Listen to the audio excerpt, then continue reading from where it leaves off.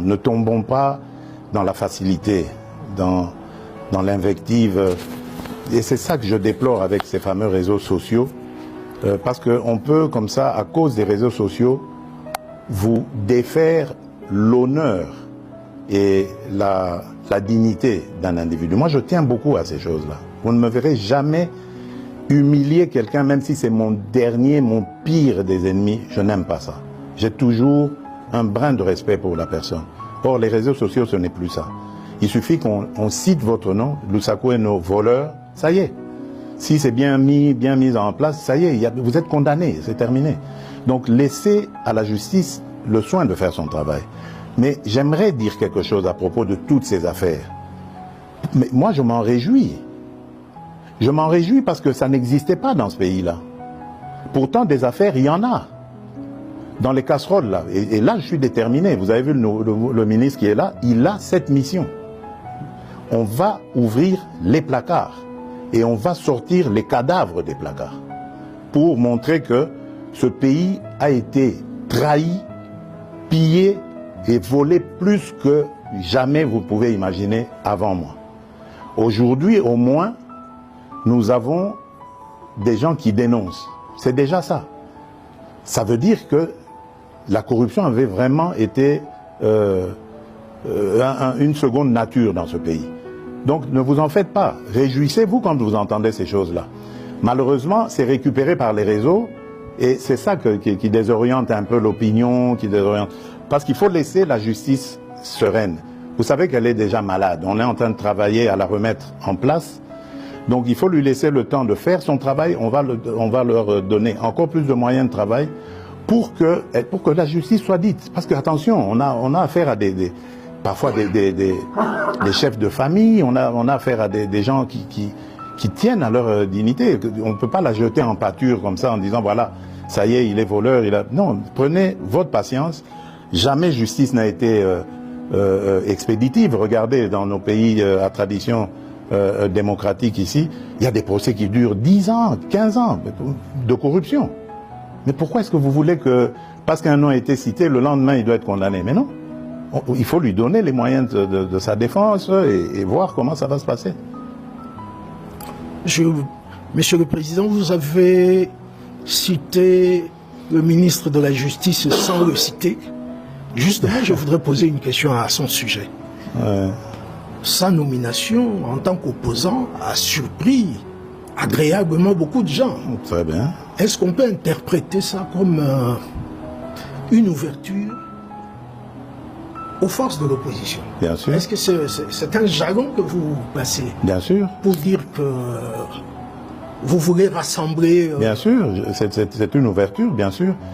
Dernièrement, j'ai reçu, pour l'anecdote, les évêques de la Cinco, le jour où ils ont élu leur nouveau président, leur nouveau bureau.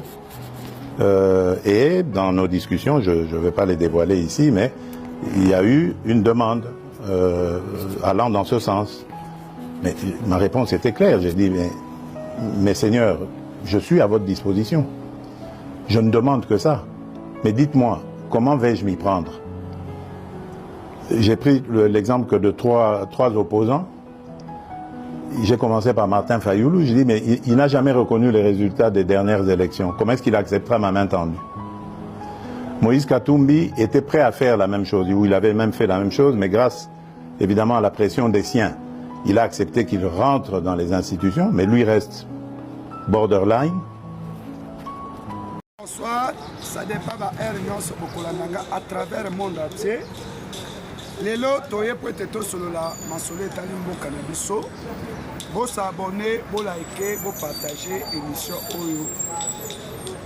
De façon que les Congolais basent la information.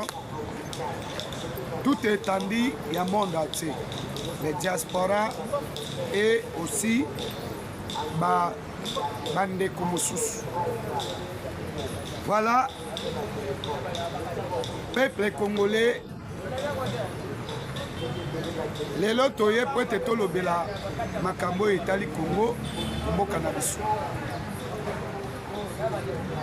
Donc le bela na nous dossier, il y a Costa Moutamba, ndenge toyebisaki bino ke Costa Mutamba ezalaki makambo ya donc bakotre à rendre politique. Tolobaki ke Antoine Tshisekedi Tshilombo azala Salomon po ete akata likambo, parce que nasi naloba likambo ya Costa Mutamba awa eza na bandeko ebele baoyo bazalaki oyebi na Congo ndenge tozalaka moyen moto aloba likambo ndenge ezali eza te, bakomi pro. Mais j'ai été étalé tous les dossiers à Mutamba awa.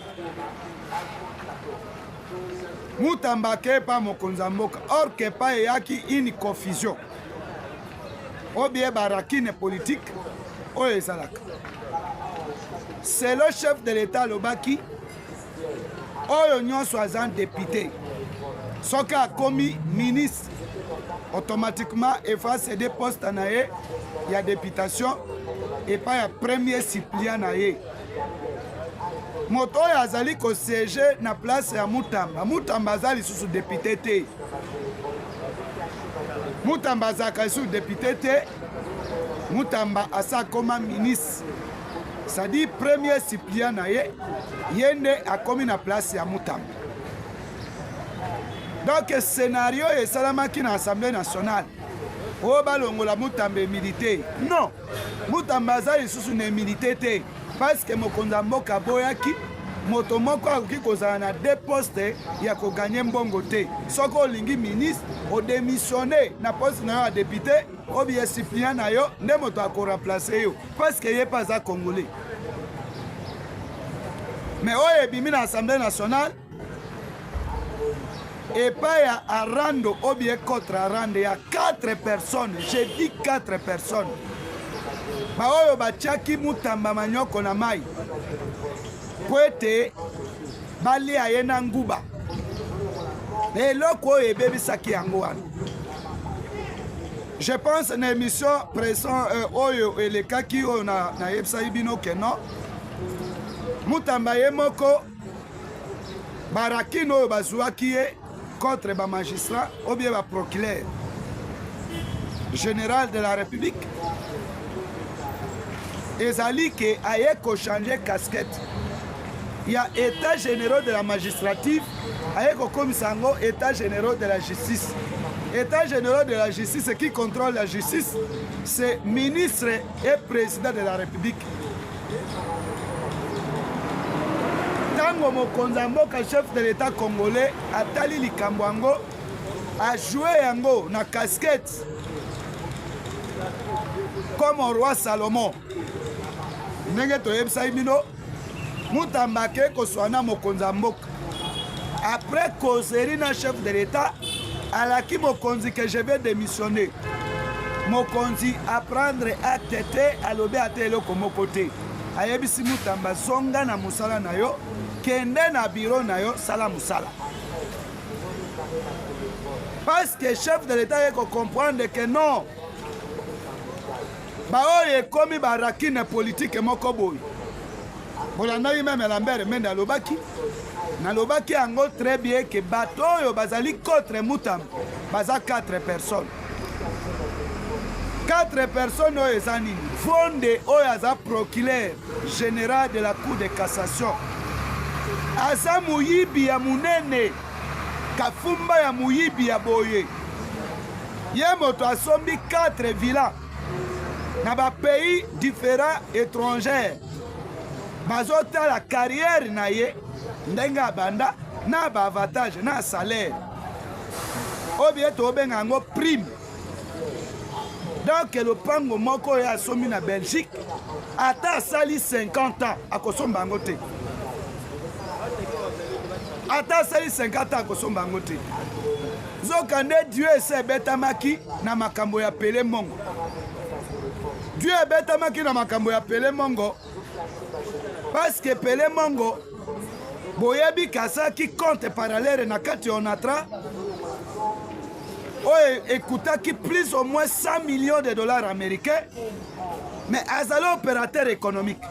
Pele Mongo akei kolobaka déficit, on attrape 47 millions. Mais Pele Mongo aza na combien? Ne problème ezalaki tango bazolandela Pele Mongo. Parce que boyebi que Pele Mongo amana ofuta kabuya chaque fin du mois. Amana opesa ye 45 000 $. Mais tala un individu azofuta individu. Ne Mutamba bandi kolandela Pele Mongo. Zokande Pele Mongo akeye pa jidite souminwa apesiye yaye enveloppe. Aye pa Mutamba pe apesiye o yaye enveloppe. Mutamba lobi ambo.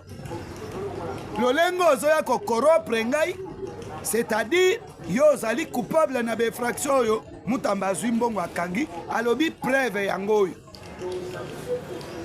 Ce que le problème est kobima wapi atre na premier ministre.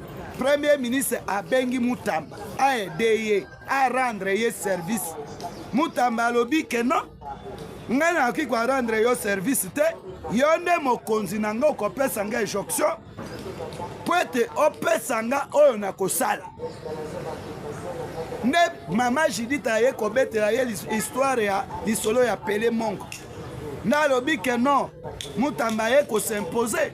Alobi jamais na ki ko coopérer na ba miyibi ya mboka te. Pele Mongo e fa kende prison. Yepe président à Cour de cassation allait à enveloppe naïe. Ba Congolais partout dans le monde boyoka histoire angonege bandaki. Non moni ba yeko vandela ye président à Cour de cassation premier ministre Vital Kamerhe contre Mutamba. Ngana lobaka nanga poyele po okosala nga pe eloko moko te. Naliaka na ndako na yo te nalobelaka makambo ya mboka ndenge esengeli. Voilà que esika bakuluwaki Mutamba. Sikoyo nani akosimbisa Mutamba touche. D'ailleurs erreur administrative babongisaka yango eza lokola erreur de frappe. Moto lia koma 500 mais vitesse ya écriture a commis 5000. Babengaka yango ezali erreur de frappe. Même erreur administrative, ça en droit que les allés irréparables. Mais oh ya lelo yo, to moni dossier ya Mutamba. Oh, mais Mutamba za premier, aza ministre. Mutamba za député te. Comment boko vendre la dimanche na 0h. Oh to longola Mutamba milité. OK ye, asa longwa a démissionné na poste ya députation. Moto ya aza na kati ya députation, ezali premier suppléant na ye. Ne ba ye ko comprendre zoka ne dossier ezalaki boye tango roi Salomon Fachi Beto azwi sikoyo makanisi ayebisi Mutamba à prendre acte te aboyi te mayebisi en attendant continuer musala na yo zonga bureau. Mutamba ye wana azozonga bureau na Mutamba aza na bureau na ye azongeli boulot. Sikoyo boyeba ke ba Congolais omoni bato wana bato soki tolobi yango bato wana bakoko wana balingi te ba jeune ba régner. Pourquoi? Ok Mutamba aye peut a redresser justice ya Congo parce que justice est malade. Lelo n'époque ya Mutamba nde tomoni okeyo osambi na parquet okeyo na guichet ofute amande na yo bapesi yo coupon. Mais l'époque wana magistrat zui $2000 atie na poche na ye akati likambo soko opesi mbongo te batindi yo makala na bato ya saka makala baza na prison makala bato ya chom baza na prison mais ba détourneur oyo bazolia mbongo ya l'état oyo bazo souffrir peuple congolais bazali kaka toujours mabumu ezobima mais bakangaka bango te. Nzokande justice ba magistrat bazalaki na avantage moko comme magistrat azofuta ma $1600 totia nanu na ba prime na ye na makambo nyonso avantage na ye carburant na ye annuel na ye ou bien carburant par mois o l'état pesaka bango totia ata même $30,000 tomemi yango na $30,000 tolongola yango na ba 1000 mais tomemi yango na dizaine. Comment magistrat azofuta mambongo wana mais akoma otambola na transport mutuka ya pamba ya 100 000 $. Sikoyo tozwa baavantage na ye nyonso, mais azotambola na véhicule ya 100 000 $. Bakongolais bosala calcul exact. Est-ce que abomi combien d'années pour être trouvé 100 000 $ wana pasomba nanu transport véhicule? Et bon moi ça na combien? Chaque jour bana baliaka batangaka. Mais sikoyo ye moko asombi nanu pona mutuka ya ye moko 100 000 $. C'est azwaka combien? C'est ça esika il faut bayeba ke esika il faut bayeba ke ba problème ezalaki eza ya corruption. Voilà peuple congolais. Tokei pona koyebisa bino ke tata mokonzi ekolo Félix Antoine Tshisekedi Tshilombo aboyi démission ya Mutamba attaque Salomon le grand sage. Aboyi yango sikoyo na minute oyo bloc Kadena ekomi epa ya bato oyo bachelaki Mutamba manyoko na mai balingaki baklouer ye. Voilà peuple congolais. Dossier ya Kamere et Costa Mutamba euti wa wana nalobi makambo ya vonde ya ba président ba procureur na premier ministre nalobi yango ezaki dossier ya Pele Mbongo. Pele Mbongo sko mama na dossier ya Mutamba na Kamere euti wa ezali po Mutamba pesa instruction ya kolongola emilité ya Joseph Kabila. Yango wana bamoni bakende kosangana bato ya mbongo na bato ya emilité ya Joseph Kabila. Basangani nde bapelisi. Naza na causerie ya Sama Lokonde na telefone. Na enregistraki yango. Atre yena Joseph Kabila.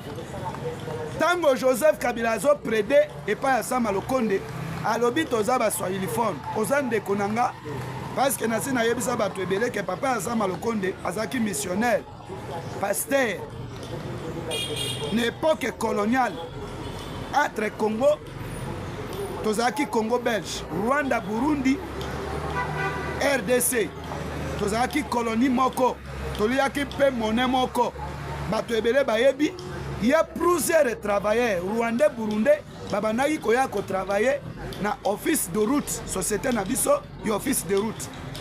Ne papa ya Sama Lokonde ayaka attaque missionnaire parce que ba congolais faut boyeba ke bato wana ba fritra biso mingi na système ya pastoral.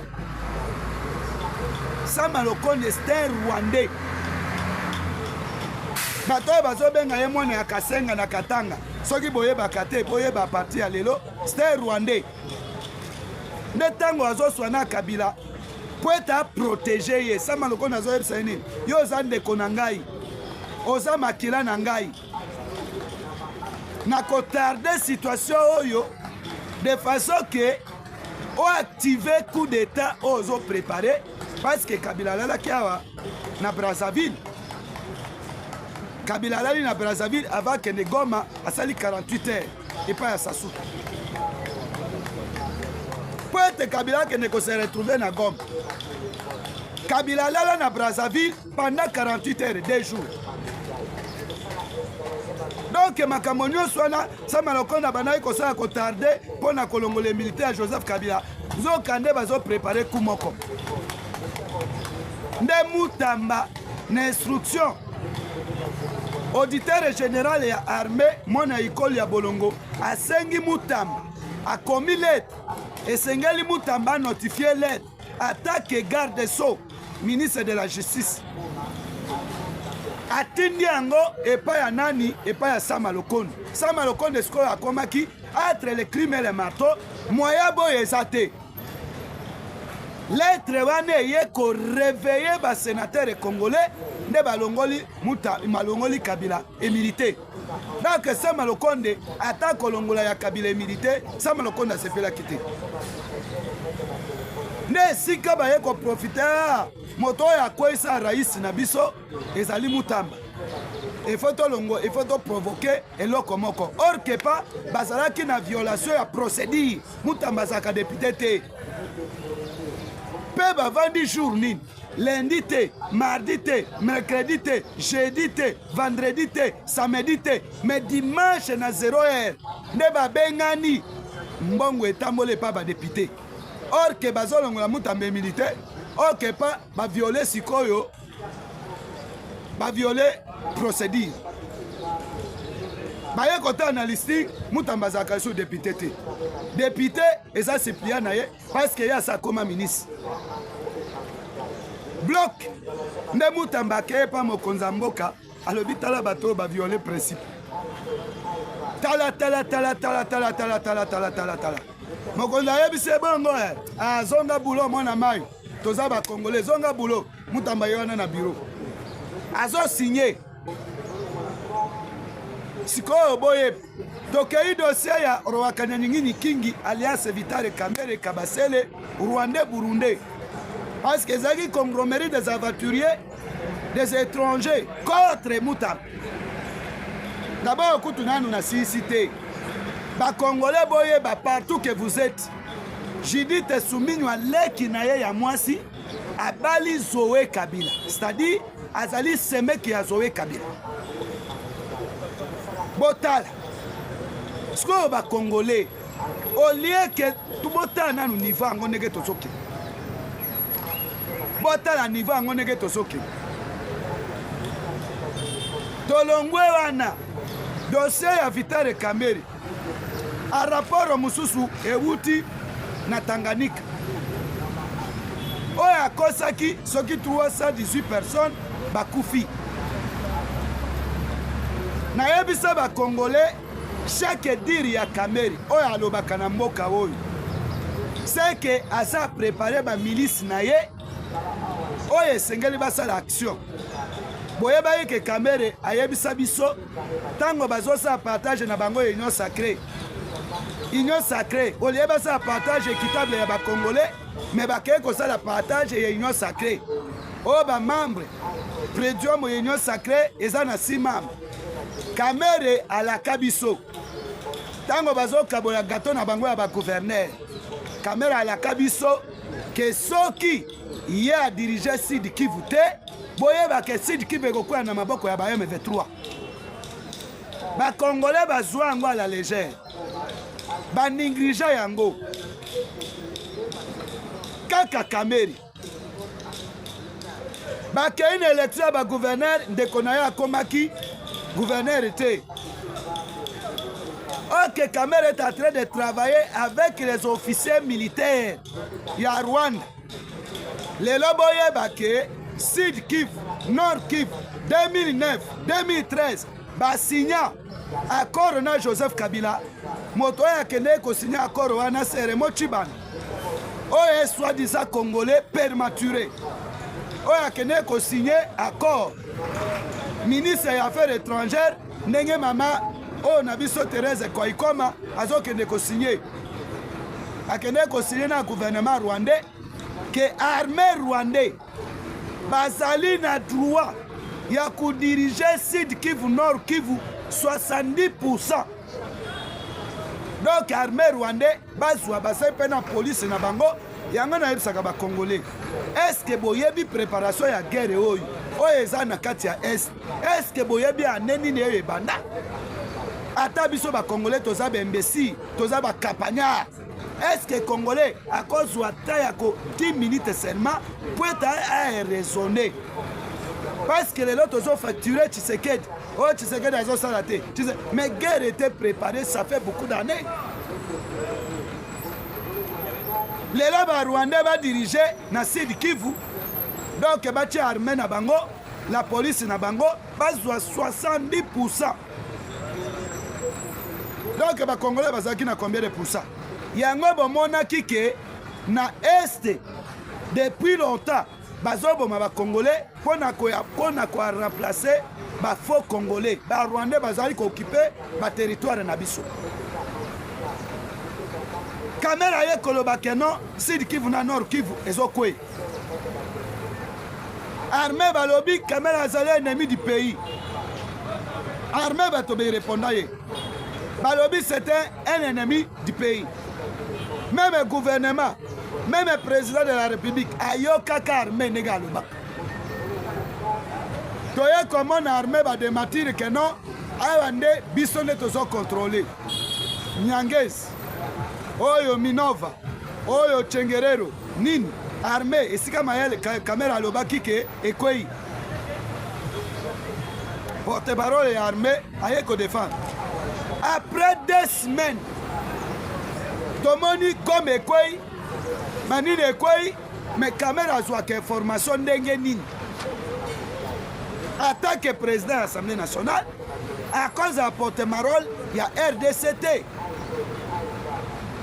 Nayebisa bato ebele vous avez commis une grosse erreur il y a coaché un étranger au sommet à une grande institution il y a mboka na biso parce que politique ya mboka egeramaka na Assemblée nationale naloba yango bato ebele bayokanga te naloba yango gouvernement congolais eyokanga te parce que nazalaki les premières personnes ya s'opposer na makambo ya kamere président ya Assemblée nationale lelo makambo ya moba yango kamere alobi 318 personnes bakufi na moba toye komona a rapport eye bamilisi oyo kamere aplasaki na Joseph Kabila mpona kotia kerere kuna baye kodepose baflèche na bango na baarmement na bango batangi Vitale Kamere ke non bango nde bato baarma biso bango nde bacongolais mais nazo comprendre te qui est Kamere dans ce pays Kamere aza nani président de la République yebisa biso Kamere aza nani bamilisi bango moko baye kodepose na baflèche arme silencieux oyo bapreparaki basala massacre na Moba na Tanganyika oui donc nazo comprendre te na bana Katanga na biso moko bacongolais tozoyeba te la puissance de Vitale Kamere ezowuta un étranger naloba yango j'ai la précision ya kopréciser bino ba information atre ya Kabila le père awa na Kinshasa 97 98 Kabila kene nikini Kabila keni nikini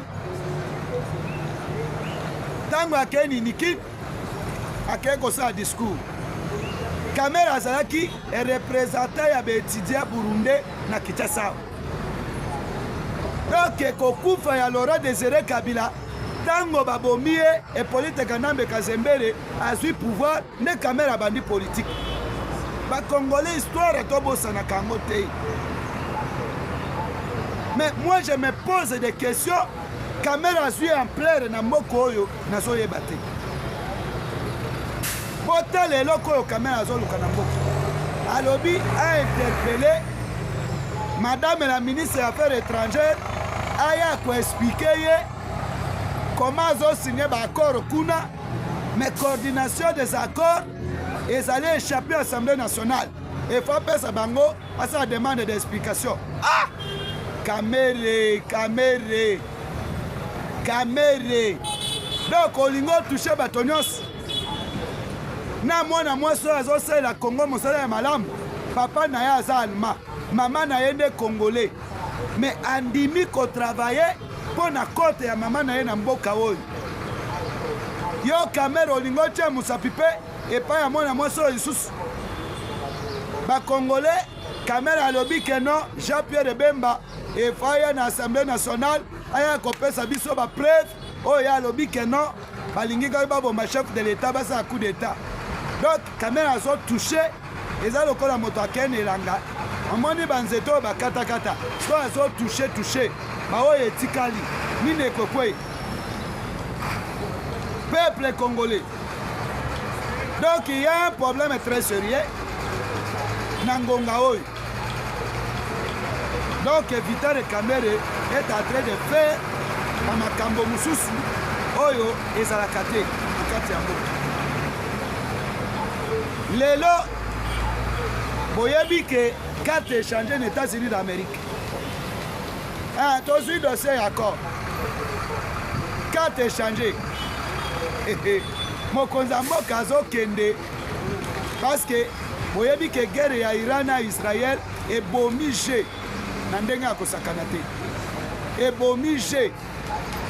Amérique, Iran azo frappé Israël. Israël peut azo frappé Iran.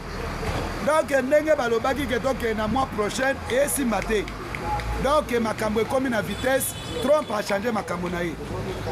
Donc le V6 yao makambo nyonso ezosila. Parce que le V6 n'est makambo. Donc victoire ya RDC, abonnez, partagez cette émission pour être toye balolenge nini yako pesaka bandeko oyo baza sous-informé information na kati ya mboka na biso. Bon partager émission oyo. Mon numéro de téléphone c'est plus 243 84 13 68 561. Ciao.